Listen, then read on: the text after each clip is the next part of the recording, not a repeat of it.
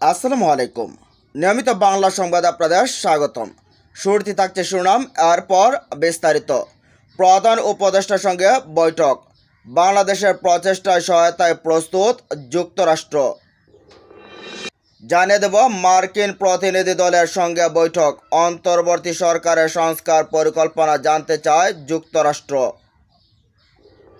আরও থাকছে, জুলাই আগস্টের আন্দোলনে বিএনপির 422 জন নিহত, বলছেন মির্জা ফখরুল ইসলাম আলমগীর। এবং সবশেষ জানিয়ে দেব, তুমি কে আমি কে রাজাকার রাজাকার স্লোগানে ছিল চূড়ান্ত বিপ্লবের ডাক, বললেন এক সমন্বয়ক। এতক্ষণ শুনছেন সংবাদ শিরোনাম, আবার জানুন পুরো বিস্তারিত। প্রধান উপদেষ্টার সঙ্গে বৈঠক, বাংলাদেশের প্রচেষ্টায় সহায়তায় প্রস্তুত যুক্তরাষ্ট্র। বাংলাদেশ যে ন্যায্য ও অন্তর্ভুক্তিমূলক ভবিষ্যতের দিকে এগিয়ে যেতে চাইছে, সেই প্রচেষ্টায় সহায়তা করতে প্রস্তুত বলে জানিয়েছেন যুক্তরাষ্ট্র। রোববার সকালে রাষ্ট্রীয় অতিথি ভবন যমুনায় প্রধান উপদেষ্টা ডক্টর মোহাম্মদ ইউনূসের সঙ্গে সাক্ষাৎকালে বাংলাদেশের মানুষের কল্যাণে অন্তর্ভুক্তিমূলক অর্থনৈতিক প্রবৃদ্ধি, প্রতিষ্ঠান গঠন ও উন্নয়ন সহযোগিতার বিষয়ে নিশ্চিত করেছেন আমাদের প্রতিনিধি দল।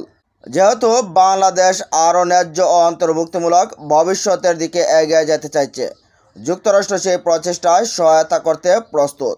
বৈঠকে মার্কিন প্রতিনিধি দলের নেতৃত্ব দিচ্ছিলেন যুক্তরাষ্ট্রের প্রধান রাজস্ব দপ্তরের deputy under secretary Brant Neiman. বৈঠকে উপস্থিত ছিলেন যুক্তরাষ্ট্রের দক্ষিণ ও মধ্য এশিয়া বিষয়ক সহকারী পররাষ্ট্রমন্ত্রী ডোনাল্ড লো। এদিকে মার্কিন প্রতিনিধি দলের সঙ্গে বৈঠক, অন্তর্বর্তী সরকারের সংস্কার পরিকল্পনা জানতে চায় যুক্তরাষ্ট্র।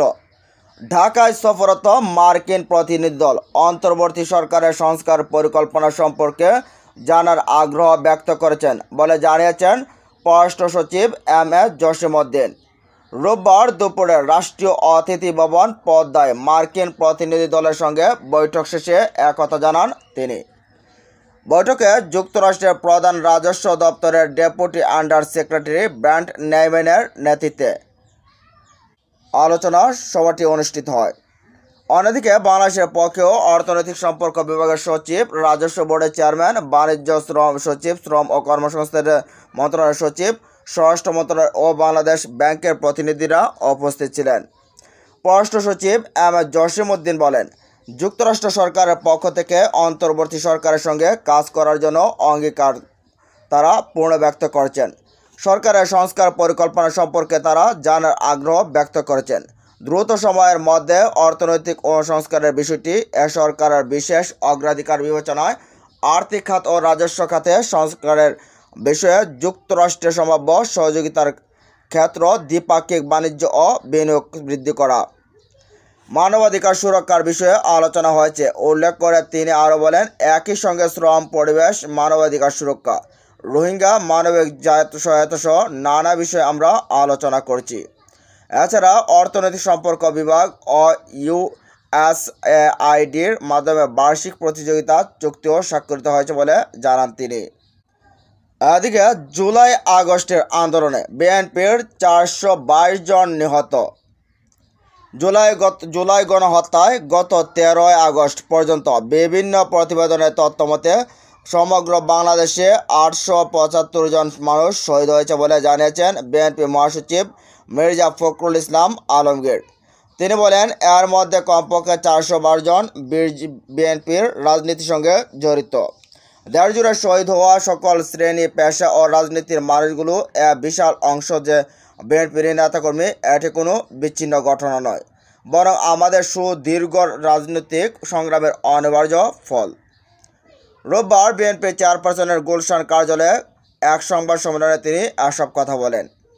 বিএনপি মহাসচিব বলেন, পোশাক শ্রমিক কিংবা রিক্সা চালক, পাবলিক কিংবা প্রাইভেট বিশ্ববিদ্যালয়ের ছাত্র, বাম কিংবা ডান আদর্শের অনুসারী, সকল মত ও পথের রাজনৈতিক কিংবা অরাজনৈতিক ব্যক্তি, হতাহতের পরিচয় যাই হোক না কেন, প্রতিটি প্রাণের মূল্য ও রক্তের মর্যাদা সমান। তাই আমরা সমান গুরুত্বের সঙ্গে প্রণয়ন করতে হবে প্রতিটি হত্যাকাণ্ডের তালিকা এবং নিশ্চিত করতে হবে সুবিচার।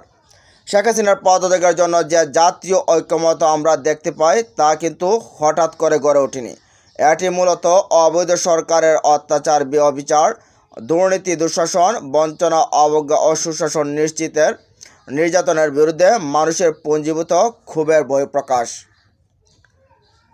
তিনি বলেন, 16 জুলাই রংপুরে বেগম রোকেয়া বিশ্ববিদ্যালয়ের ছাত্র আবু সাইদকে নির্মমভাবে হত্যা করে পুলিশ। একই দিন চট্টগ্রাম কলেজ ছাত্রদলের যুগ্ম আহ্বায়ক ওয়াসিম আকরামকেও হত্যা করা হয়। এই হত্যাকাণ্ডগুলোতে সমগ্র বাংলাদেশ বিক্ষুব্ধ হয়ে ওঠে। বেগমান আন্দোলন। 18 জুলাই ঢাকা উত্তরায় আন্দোলনের পানি বিতরণ করতে গিয়ে পুলিশের গুলিতে প্রাণ হারান বাংলাদেশ ইউনিভার্সিটি অব প্রফেশনালস ছাত্র মীর মুগ্ধ। একই দিন যাত্রাবাড়িতে পুলিশের গুলিতে নিহত ইউনাইটেড ইন্টারন্যাশনাল ইউনিভার্সিটির ছাত্রদলের নেতা ইরফান ভুঁইয়া ও সাউথ ইস্ট ইউনিভার্সিটির ছাত্রদল নেতা ইমতিয়াজ আহমেদ জাবির। মির্জা ফখরুল বলেন, স্বৈরাচারের পতন ঠেকাতে আওয়ামী লীগ বরাবরের মতো বিএনপিকে প্রধান প্রতিপক্ষ হিসেবে চিহ্নিত করে এবং আন্দোলনকে দমন করতে নিপীড়নের মাত্রা বাড়ায়। বহুমাত্রিক নিপীড়ন মোকাবেলা করে বিএনপি নিরবচ্ছিন্নভাবে রাজপথে অগ্রভাগে ছিল। বিশেষত আগস্টের 4 ও 5 তারিখ নিজেদের জীবন উৎসর্গ করে শেখ হাসিনাকে পদত্যাগে বাধ্য করার সংগ্রামে জীবন দেন ঢাকা মহানগর পূর্ব ছাত্রদলের যুগ্ম আহ্বায়ক আরিফুর রহমান রাসেল, জালালউদ্দিন ডিগ্রি কলেজের যুগ্ম সাধারণ সম্পাদক আসিফ হোসেন, সোনারগাঁও বিশ্ববিদ্যালয়ের ছাত্রদল নেতা রাসেল মাহমুদ, যশোর জেলা ছাত্রদল নেতা সাকিবুল হাসান মাহি প্রমুখ। এভাবে শুধু ছাত্রদল থেকে একে একে কমপক্ষে 113টি তাজা প্রাণ ঝরে পড়ে। তিনি বলেন, কুমিল্লায় ছাত্রদল নেতা পারভেজ হোসেনকে হত্যা করে আওয়ামী লীগের নেতাকর্মীরা আর ছাত্রলীগ যুবলীগের গুলিতে শেরপুরে পুকুরিয়া ইউনিয়ন ছাত্রদল নেতা মাহবুব আলম নিহত হন।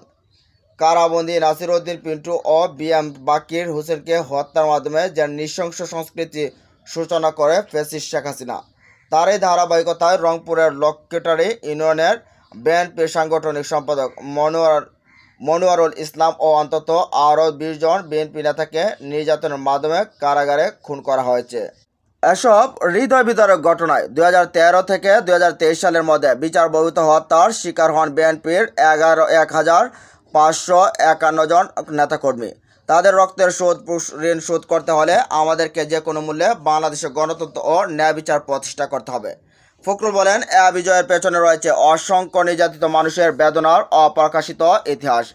গুম হওয়া ছেলের ফেরার প্রতীক্ষায় ব্যথাতুর মায়ের ডাক, স্বামী হারানো বেদনা বিদুর স্ত্রীর অনন্ত আর্তনাদ, পঙ্গু বাবার জন্য সন্তানের হৃদয় বিদারক হাহাকার, আর কারাগারে বন্দি ভাইয়ের জন্য বোনের নীরব প্রার্থনা। তাদের সকলে 16 বছরের রক্ত, শ্রম ও অশ্রু দিয়ে প্রতিটি পরিবারের ক্ষোভ ও ক্রোধ ও অব্যক্ত বিস্ফোরণে বুকে ধারণ করে চলমান ছিল শেখ হাসিনার ফ্যাসিবাদের বিরুদ্ধে লড়াই। বস্তুত 2024 সালের গণ অভ্যুত্থানের শহীদ 422 জন, 2023 সালে পর্যন্ত শহীদ হয় 1551 জন।